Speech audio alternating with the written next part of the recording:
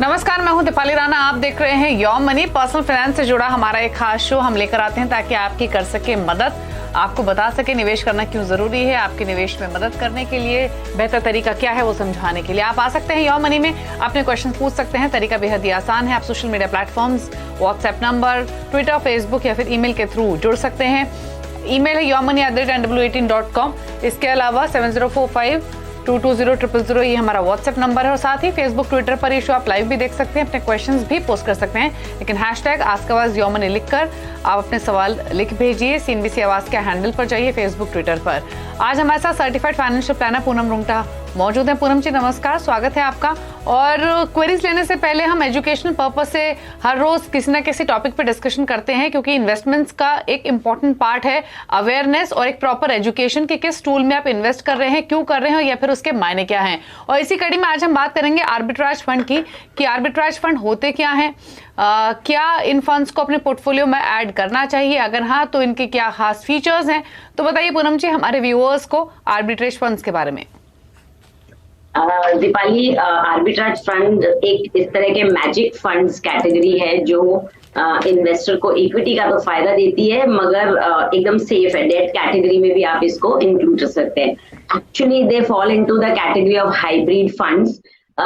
इसमें होता ये क्या है, सबसे पहले तो ये समझ लें कि mutual fund industry investment instrument एक ऐसा है जिसमें हर तरीके का आप इन्वेस्ट कर सकते हैं। मतलब ये कोर प्रोडक्ट भले ही है, पर जैसे आपको पता है कि डेट और इक्विटी और हाइब्रिड और गोल्ड और सभी तरीके के एसेट क्लासेस आप इसमें इसके थ्रू बाय कर सकते हैं बहुत ही आसान तरीके से। तो आर्बिट्राज एक ऐसा बेहतरीन और एक डिफरेंट किस्म का फंड है जिसके अंदर जो फंड मैनेजर्स हैं उनका बहुत ही एक्टिव रोल होता है और वो फायदा उठाते हैं दो डिफरेंट एक्सचेंज में डिमांड एंड सप्लाई के जो डिफरेंस चलता है, उसके चलते जो डिफरेंस ऑफ कॉस्ट होता है एक स्क्रिप्ट का, उसका फायदा उठाते हैं।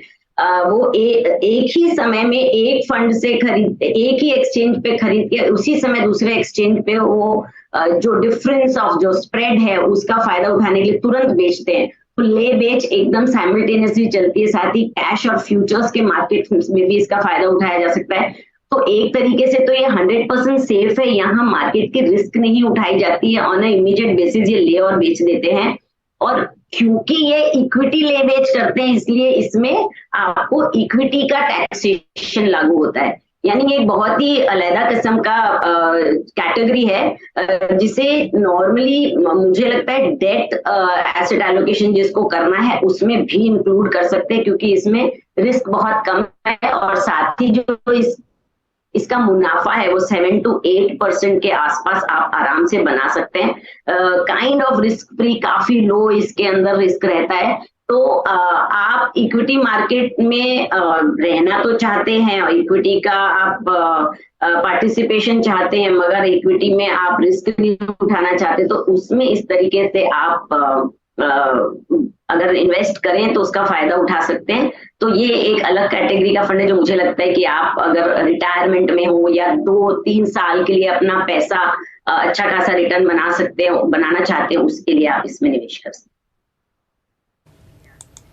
ओके, तो फिर पूनम जी कुछ नेम्स भी सजेस्ट कीजिए, कुछ आर्बिट्राज फंड्स कौन कौन से हैं बेस्ट परफॉर्मिंग वंस, क्योंकि अगर कोई व्यूअर ऐड करना चाहे, क्योंकि ऑल टुगेदर काफी नई टर्मिनोलॉजी है, आई एम श्योर काफी व्यूअर्स के लिए, इन्वेस्टर्स के लिए कुछ नेम्स बताइए प्लीज। आप कोई भी टॉप परफॉर्मिंग म्यूचुअल फंड्स के आप आर्बिट्राज फंड चुन सकते हैं। मोर और लेस इसमें सभी का रिटर्न ऑलमोस्ट सेम आता है। आप HDFC arbitrage fund, ICICI arbitrage fund और कोटक आर्बिट्राज फंड, इस तरह के फंड में आप निवेश कर सकते हैं। और इसमें वही लोग निवेश करें जो 6 महीने से 1 साल तक का पैसा प्राइमरीली बनाना चाहते हैं, नॉट मोर देन 3 years। क्योंकि अगर 3 साल से ज्यादा का समय आपके पास है तो बेटर है कि आप डायरेक्ट 100% इक्विटी में चले जाएं। और इसमें जो टाइम होराइजन है वो भी बहुत अच्छा है। लॉक इन पीरियड 7 days का है खाली, और 30 days के बाद अगर आपने विड्रॉ किया तो इसमें आपको किसी तरीके का एग्जिट लोड भी नहीं लगता है। और इसके जो कॉस्ट है, यानी जो basic cost, fund management charges भी कम होते हैं। और दूसरी बात ये है कि जो डेट टैक्सेशन है उसमें अब फिलहाल में जैसे आपको पता है कि इसमें जो कैपिटल गेन्स का फायदा है वो कम हट चुका है, तो इसमें आप इक्विटी का लॉन्ग टर्म कैपिटल गेन का फायदा उठा सकते हैं। सो बहुत सारे इसके फायदे हैं। मुझे लगता है ये एक डेट एसेट एलोकेशन के लिए बहुत अच्छा कैटेगरी बन सकता है। ओके, चलिए, डेट एलोकेशन के लिए ये कैटेगरी अच्छी है, आप ऐड कर सकते हैं। इसके टैक्स इम्प्लीकेशंस, कितना टाइम होराइजन लेके आप इन्वेस्ट करें, कौन कौन से फंड्स बेहतर हैं, वो तमाम बातें पूनम जी ने आपको बताई हैं। लेकिन चलिए सवाल जवाब के सिलसिले को शुरू करते हैं। ओम प्रकाश यादव दिल्ली से हमारे साथ हैं फोन लाइन पर। ओम प्रकाश जी नमस्कार, बताइए क्या सवाल है आपका। नमस्कार जी। नमस्कार। नमस्ते। प्लीज टीवी के जरिए बात मत कीजिए ओम प्रकाश जी, आपसे आपका क्वेश्चन समझ नहीं पाएंगे अदरवाइज। ओके, मेरे पास पोर्टफोलियो में 14 स्कीम्स है, 14 स्कीम्स। मैं कंसोलिडेशन चाहता हूँ। मैं चाहता हूँ कि नेक्स्ट 12 to 15 ईयर्स के लिए कौन सी स्कीम्स रखूं जिससे मैक्सिमम बेनिफिट हो सके। ओके, तो आपका पोर्टफोलियो, आपकी 45,500 की SIP चल रही है। आपके अभी तक पोर्टफोलियो की वैल्यू क्या होगी? अभी तक 4 लाख हुई है, अभी सिर्फ टोटल 4 लाख। ओके, 15 इयर्स का टाइम होराइजन है और काफी सारे इन्होंने फंड्स रखे हुए हैं। जैसे इन्होंने पूनम जी खुद मेंशन किया कि थोड़ा सा कंसोलिडेट करना चाहते हैं अपने पोर्टफोलियो के। क्विकली मैं बता दूं, इनके पास काफी सारे फंड्स हैं जिसमें 3500 ईच इन्वेस्ट कर रहे हैं। फंड्स के नेम हालांकि क्विकली मैं बताऊं तो Canara Robeco blue chip equity, Mirae asset emerging blue chip, PGM India mid cap, Parag Parikh flexi cap, DSP Nifty 50 equal index fund, ICICI Pru का multi asset fund, quant absolute fund, quant active fund इनके पास है, और साथ ही Nippon India multi cap, Edelweiss balanced advantage fund, HDFC index fund, Axis small cap और SBI contra इनके पास फिलहाल है। तो ये फंड्स ये फिलहाल होल्ड कर रहे हैं। सवाल आपने इनका सुना, 15 ईयर्स का होराइजन है, पोर्टफोलियो छोटा करना चाहते हैं, सोच सही है, क्या सजेशन अब? दीपाली, ये बहुत ही इंटरेस्टिंग सा क्वेश्चन है। ओम प्रकाश जी की उम्र 60 साल की है, इसलिए इन्हें पोर्टफोलियो चेंज करना चाहिए। हालांकि जो टाइम होराइजन है 15 इयर्स का वो लंबा है और इतने लंबे समय के लिए हम हमेशा अग्रेसिव पोर्टफोलियो बनाने की सलाह देते हैं। बट यही बात है कि आप एक जेनेरिक पोर्टफोलियो नहीं बना सकते किसी का भी। आपको साथ में उसका एज भी बहुत जरूरी है मद्देनजर रखना। तो अगर एक 60 इयर्स के इंडिविजुअल का हमें 15 है, भले ही वो टाइम होराइजन लंबा है, I will not like to add very aggressive funds. इसमें हम बहुत जोखिम भरे फंड्स और अग्रेसिव फंड ना इंक्लूड करें तो बेहतर होगा। तो स्मॉल कैप्स और मिड कैप्स इस तरीके के फंड की एडवाइस तो नहीं रहेगी। हालांकि मुझे इनकी रिस्क एपेटाइट और इनके दूसरे जो इन्वेस्टमेंट्स उसके बारे में ज्यादा पता नहीं है, इसलिए जो नॉर्मली हम रिटायर्ड पोर्टफोलियो बनाते हैं उसमें हम बैलेंस एडवांटेज टाइप के फंड्स या जो बहुत पैसिव फंड्स है, जैसे इन्होंने ऑलरेडी HDFC के सेंसेक्स प्लान में निवेश किया है और हाइब्रिड फंड कैटेगरी में लेंगे तो अच्छा रहेगा, ताकि बहुत ज्यादा वोलेटिलिटी से इनके जो मार्केट्स में हाल ही में चल रही है उससे इन्हें ज्यादा इनके पोर्टफोलियो को अप एंड डाउन ना हो। 15 साल के होराइजन में 45,500 का जो ये लेके चल रहे हैं SIP अमाउंट, और अगर मैं कंजर्वेटिव पोर्टफोलियो डिजाइन करती हूँ जिसका रिटर्न हम 12 से 13% मान के चलते ओवर 15 इयर्स, तो ये 2.5 करोड़ तक का कॉर्पस जमा कर सकते हैं, फैक्टरिंग इन उनके जो ऑलरेडी 4 लाख का पोर्टफोलियो है। दोनों मिला देंगे तो हम 2.5 लाख का ये आराम से अपना पोर्टफोलियो बना सकते हैं, पोर्टफोलियो से कमा सकते हैं। अब पोर्टफोलियो की बात करें तो इतने सारे फंड्स की जरूरत नहीं है, आपको थोड़ा कंसोलिडेट करके इसमें पारंपरिक फ्लेक्सी कैप में 10,000 के SIP रखे, क्योंकि एक फ्लेक्सी कैप टाइप का जो फंड है जिसमें स्मॉल, मिड और लार्ज होते हैं, आप थोड़ी सी रिस्क उठा सकते हैं क्योंकि 15 साल आपके पास हैं। और इसमें 10,000 इसलिए क्योंकि इसमें हम पूरी तरीके का पार्टिसिपेशन लेते हैं मार्केट की, इंक्लूडिंग द इंटरनेशनल कैटेगरी। और क्वांट एब्सोल्यूट फंड एक हाइब्रिड कैटेगरी का फंड है, उसे एग्रेसिव हाइब्रिड है, उसे इंक्लूड करें। Edelweiss balance advantage fund again एक hybrid balance aggressive balance fund है, उसमें आप निवेश करें। HDFC Sensex plan is a passive fund है, तो हालांकि 100% इक्विटी पर आप एक पैसिव कैटेगरी का 15 साल का समय इसलिए रख सकते हैं। ICICI pru multi asset fund बहुत ही एक बेहतरीन फंड है जिसके अंदर सभी तरीके का एक्सपोजर मिलता है आपको, गोल्ड, डेट, इक्विटी सभी। तो ये आप अपने फंड में रखें। और एक लार्ज कैप कैटेगरी हमेशा कम वोलेटाइल माना जाता है, इसलिए आप कैन रोबैको का ब्लू चिप फंड में सभी में 7-7 हजार की एसआईपी यानी डबल कर दें अपने एसआईपी अमाउंट, ये ऑलरेडी आपके पोर्टफोलियो में है।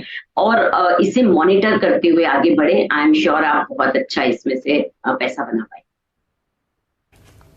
ओके चलिए, तो आपके पोर्टफोलियो को लेकर सजेशंस दिए गए हैं। 2.5 करोड़ के आसपास का आप कॉर्पस एक्यूमुलेट कर लेंगे इन 15 इयर्स। लेकिन पूनम जी ने जो नया पोर्टफोलियो आपको सजेस्ट किया है उसको आप नोट कर लीजिए। पराग पारिक फ्लेक्सी कैप में आपको 10,000 रुपये महीना डालना है। क्वांट एब्सोल्यूट फंड में आपको लगभग 7,000 डालना है। एडलवाइज बैलेंस्ड एडवांटेज में 7,000, एचडीएफसी इंडेक्स फंड में 7,000, आईसीआईसीआई प्रू मल्टी एसेट में 7,000 और साथ ही कैनरा रोबो को ब्लू चिप इक्विटी में 7,000 आप डालें। तो ये नया पोर्टफोलियो आपका आप स्क्रीन पर देख सकते हैं, इसको आप नोट भी कर लीजिए और उसके हिसाब से आप इन्वेस्टमेंट्स शुरू कीजिए। चलिए विनय से बात करते हैं, रत्नागिरी से हमारे साथ हैं। विनय नमस्कार, पूछिए सवाल। जी मैडम, मुझे मेरा फंड है वो रिव्यू करना था। मेरा Canara Robeco emerging equity fund में 2000 का एसआईपी है, पराग पारिक फ्लेक्सी कैप में 1000 और इसमें एक्सिस स्मॉल में 1500 और कोटक इमर्जिंग में 1500 है। ये फंड सिलेक्शन सही है? मेरे को यही जानना था क्योंकि मेरा जो एसआईपी अमाउंट है 6000 में उसको बढ़ा नहीं सकता फिलहाल के लिए। ओके तो फिलहाल आपकी एसआईपी चल रही 6,000 रुपये महीने की, 40,000 के आसपास की पोर्टफोलियो वैल्यू है और 20 ईयर्स में 1 करोड़ का टारगेट लेकर चल रहे हैं पूनम जी। लेकिन जैसे इन्होंने कहा कि फिलहाल इनकी पॉकेट अलाउ करती है कि ये सिर्फ 6,000 की ही इन्वेस्टमेंट्स करें, तो जानना चाहते हैं कि क्या स्ट्रैटेजी होनी चाहिए। फिलहाल कैनरा रोबो को इमर्जिंग इक्विटीज में 2,000, कोटक इमर्जिंग इक्विटी में 1,500 रुपये महीना, पराग पारिक फ्लेक्सी कैप में 1,000 रुपये महीना और एक्सिस स्मॉल कैप में ये लगभग 1,500 रुपये डाल रहे हैं। बताइए क्या सजेशन है इनके लिए।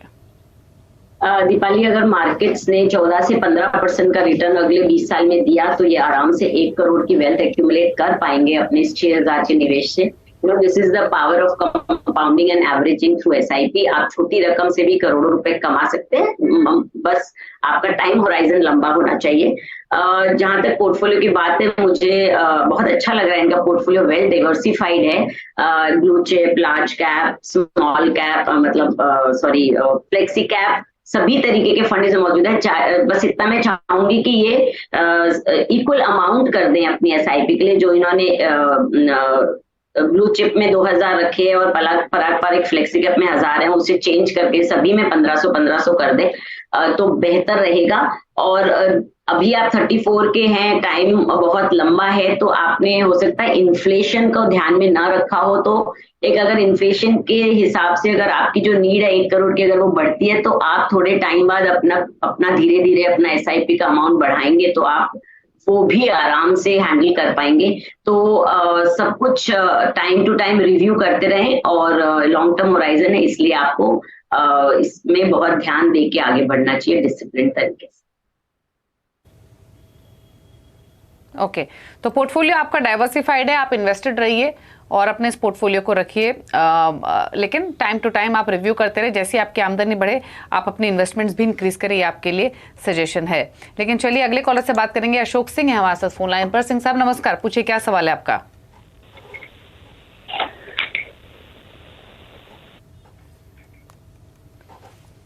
क्या सवाल है अशोक जी, प्लीज पूछिए। हाँ मैम, मेरा नाम अशोक सिंह है मैम। मैंने म्यूचुअल फंड में अभी 8,000 रुपए पर मंथ से 3 एसआईपी में मैम 3,000 और 2,000 की 3 एसआईपी है। आईसीआई डायरेक्ट प्लान का है मैम, उसमें 3,000 है और टाटा का डायरेक्ट प्लान का उसमें और 2 है 2,000 का एक्सिस बैंक का डायरेक्ट प्लान का है मैम। तो मेरा उसमें 2,500 रुपए 2.5 लाख रुपए अभी अमाउंट हो गया है मैम। तो क्या मैं इसमें 1 करोड़ के लिए 15 साल में क्या मेरा 1 करोड़ का टारगेट अचीव करने के लिए मैम मुझे क्या करना पड़ेगा? ओके तो फिलहाल 8,000 की इनकी SIP चल रही है, 2.5 लाख रुपए है इनके पोर्टफोलियो की वैल्यू, 15 साल में 1 करोड़ का टारगेट। 3 फंड्स हैं, ICICI प्रू टेक 3,000 रुपए महीना, Tata digital fund 3,000, Axis small cap में 2,000, यानी 2 तो इन्होंने सेक्टर बेस्ड फंड ही लिए हुए हैं, दोनों ही IT क्षेत्र के। क्या सजेशन पूनम जी इनके तीनों फंड चॉइसेस पर प्लस इनका जो होराइजन है उस पर? दीपाली, आपने सही कहा कि 2 आउट ऑफ 8,000 रुपीज इनका 75% ऑफ द पोर्टफोलियो तो सिर्फ टेक्नोलॉजी फंड्स यानी थीम बेस्ड फंड्स पे, जो हम सेक्टोरियल और थीम फंड से थोड़ा सा रिस्क उठाने की सलाह नहीं देते, क्योंकि इनमें जो कैटेगरीज इन्वॉल्व की गई, इनमें जो भी स्टॉक्स इन्वॉल्व करे गए हैं वो वैसे भी कोई लार्ज कैप या मिड कैप में होते हैं वो फंड्स, तो हम पार्टिसिपेशन लूज आउट नहीं कर रहे हैं।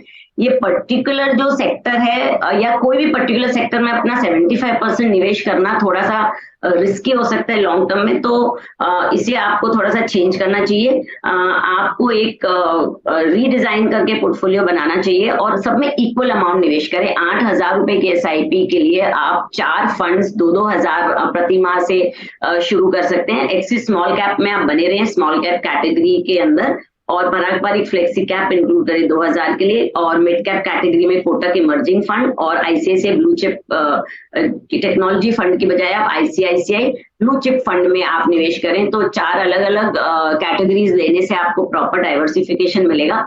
अब रहा सवाल आपका 1 करोड़ एक्यूमुलेट करने का इन 15 ईयर्स, और जो फिलहाल 2 लाख रुपए हैं उसे भी हम अगर पकड़े तो मुझे लगता है कि अगर मैं मार्केट का ओवर 15 ईयर्स 12 से 13% भी रिटर्न पकड़ती हूँ, तो ये 8,000 की SIP से 55 से 60 लाख रुपए ही एक्यूमुलेट कर पाएंगे। तो 2 काम ये कर सकते हैं, या तो अपनी SIP अमाउंट डबल करें अगर 15 साल में इन्हें 1 करोड़ चाहिए, या फिर अपने टाइम होराइजन को महज 5 साल बढ़ा दे। जो इनकी नीड 15 साल है, अगर उसे पुश करके 20 ईयर्स का लक्ष्य तय कर ले, तो ये सीधा डबल यानी 1 करोड़ 20 लाख जितना अपना वेल्थ बना सकते हैं। तो जो पावर ऑफ कंपाउंडिंग है वो रोल प्ले करती है। जितना आप लक्ष्य लंबा रखते हैं, अवधि को लंबा करते हैं, तो या तो ये अपने लक्ष्य को थोड़ा सा 5 साल डिफर कर दे अगर ये पॉसिबल है तो, या फिर अपनी SIP बढ़ाएं। और SIP तुरंत नहीं बढ़ा सकते, तो धीरे धीरे ग्रेजुअली एवरी ईयर 10 to 20% से बढ़ाएंगे तो भी ये अपने गोल को अचीव कर पाएंगे। तो इस तरीके से चेंजेस करने से ये अपने लक्ष्य तक बहुत आराम से पहुंच सकते। चलिए, तो आपके पोर्टफोलियो को लेकर सजेशंस दिए गए हैं और उसके हिसाब से आप कर सकते हैं प्लानिंग। तो आपको पोर्टफोलियो की बात जहां तक है, तो आपको थोड़ी सी SIP अमाउंट इंक्रीज करना पड़ेगा। आपको लगभग 16,000 के आसपास की SIP करनी पड़ेगी अगर आप अपने गोल को हासिल करना चाहते हैं तो चलिए, इसी के साथ एक ब्रेक का वक्त हो गया। ब्रेक के साथ कुछ और सवालों को लेंगे। पूनम जी हमारे साथ बनी हुई सभी क्वेरीज को आंसर करने के लिए। चलो वापस आते हैं।